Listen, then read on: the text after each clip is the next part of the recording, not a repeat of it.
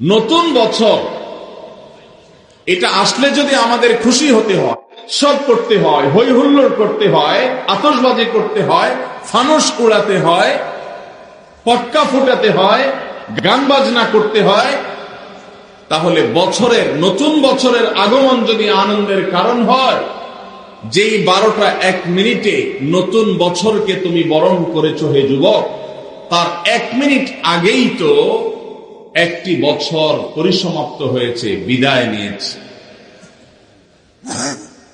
বছরের আগমন যদি তোমার আনন্দের কারণ হয়, তাহলে বছরের বিদায় কেন তোমার বেদনার কারণ হয়নি?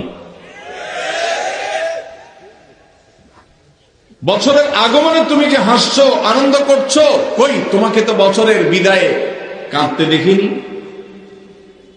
তোমার এই ইলজিক্যাল, তোমার এই অযৌক্তিক, তোমাদের এই হাস্যকর বাস্তবতা বিবর্জিত এই চেতনা, এই বিশ্বাস, এই কালচার, এই সংস্কৃতি, এটা এই মাটির নয়, এ মাটির মানুষের নয়।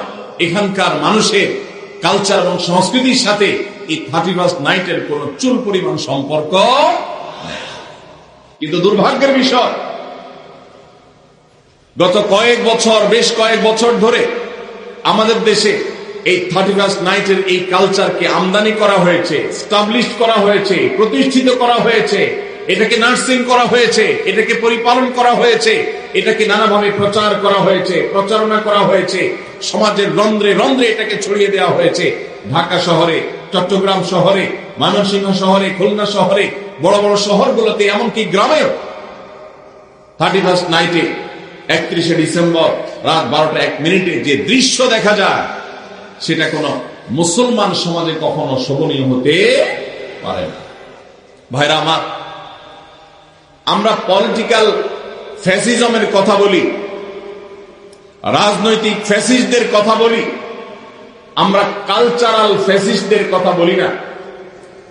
এদেশে এক শ্রেণীর পত্রপত্রিকা, এক শ্রেণীর মিডিয়া, এক শ্রেণীর তথাকথিত বুদ্ধিজীবী, তারা আমাদের দেশের মানুষের উপর ভিনদেশী কালচারকে আমদানি করে, সেটাকে প্রতিষ্ঠিত করে এত বেশি কোণঠাসা করে রেখেছে এদেশের ওলামায়ে কেরামকে, দিনদার মানুষদেরকে, যে সংখ্যায় এদেশে মুসলমানরা বেশি হলেও সংস্কৃতিতে মুসলমানরা এদেশে আজও সংখ্যালঘু হয়ে আছে। আমরা সংখ্যাতে অনেক বেশি হলেও আমাদের কালচারে, আমাদের সংস্কৃতিতে আমরা সংখ্যালঘুর মতো। আমাদের উপরে চাপিয়ে দেওয়া হচ্ছে ভিনদেশী সংস্কৃতি। এই 31st নাইটের এই কালচারকে নানাভাবে দেখবেন পত্রপত্রিকাতে, এক্সরে মিডিয়াতে, এটাকে আমাদের সমাজে প্রতিষ্ঠিত করা হয়েছে এবং এখনো হচ্ছে। সময় এসেছে এই অনাচারের বিরুদ্ধে আমাদের তীব্র প্রতিবাদ গড়ে তোলা।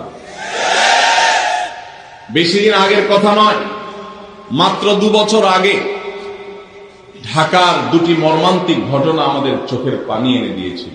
তার একটি হলো মায়ের কোলে থাকা দুধের শিশু 31st নাইটের বিকট আওয়াজে, পটকার বিকট আওয়াজে, আতশবাজির বিকট আওয়াজে সে দুধের শিশু মারা গিয়েছে। বিষয়টা আদালত পর্যন্ত গড়িয়েছিল, কিন্তু বিচারহীনতার এই দেশে ওই ঘটনার দায় কাউকে নিতে দেখা যায়নি, কাউকে কোনো দোষী সাব্যস্ত করতে দেখা যায়নি। ঠিক একই সাথে আরেকটি মর্মান্তিক ঘটনা ঘটেছিল, তা হলো একজন অসহায় নারী,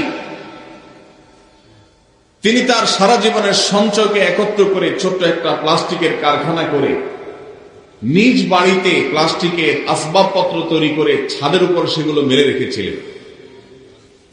এই 31st নাইটে আতশবাজির আগুন উড়ে এসে তার ছাদের উপর থাকা সেই প্লাস্টিকের উপরে পড়ে তার সমস্ত প্লাস্টিকগুলোকে পুড়ে ছাই করে ফেলেছে।